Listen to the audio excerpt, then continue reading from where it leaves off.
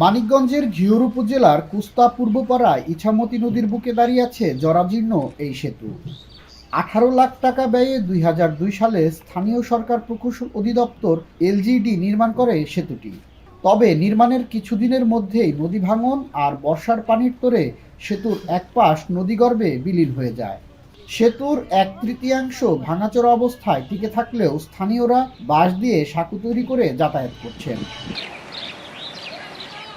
সেতুটি দিয়ে কুস্তা, ঠাকুরকান্দি, হররা, বিনোদপুর, খলসিসহ অন্তত ১২ থেকে ১৪ গ্রামের হাজারো মানুষ প্রতিদিন ঝুঁকি নিয়ে চলাচল করেন। স্কুলগামী শিশু থেকে কৃষক, ব্যবসায়ী এমনকি রোগী নিয়ে যাতায়াতেও ভোগান্তি সাধারণ মানুষের। স্থানীয়দের অভিযোগ, দীর্ঘদিন ধরে সংশ্লিষ্ট কর্তৃপক্ষের কাছে আবেদন জানালেও সেতুটি সংস্কারে কোনো পদক্ষেপ নেওয়া হচ্ছে না। স্কুলে বাচ্চা কাচ্চা নিয়ে ঘুরে ২০ টাকা ভাড়া দেওয়া যেতে হয়। আমার বাসা এখানে যাওয়া লাগে মুড় দিয়ে। অনেকে পড়ে টুরে যায়, অনেক সময় ব্রিজে হলাম ভাঙ্গা, অনেক দিন ধরে ঠিক হয় না। একজন মানুষ অসুস্থ হলে তাদের নিতে সমস্যা হয়ে যায়। আমরা মহিলা মানুষ বাজারঘাট নিতে আমাদের সমস্যা হয়।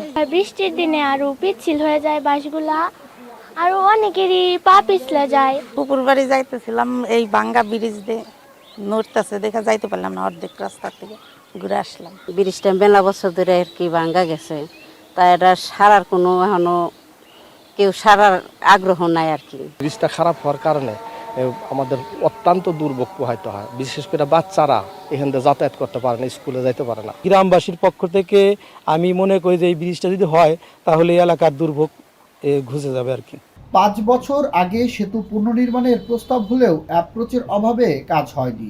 তবে নতুন করে প্রস্তাবনা পাঠানো হবে বলে জানিয়েছে এলজিইডি। আমরা স্থানীয়ভাবে ভিজিট করেছি এবং আমরা নতুন করে আবার এখানে নতুন একটা ব্রিজ করার জন্য প্রস্তাব প্রেরণ করব।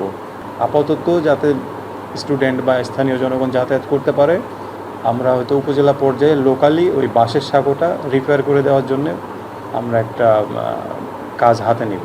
স্থানীয়দের প্রত্যাশা, দ্রুত সেতুটি নির্মাণ হলে হাজারো মানুষের দুর্ভোগ কমার পাশাপাশি বদলে যাবে গ্রামের অর্থনীতি ও জনজীবন।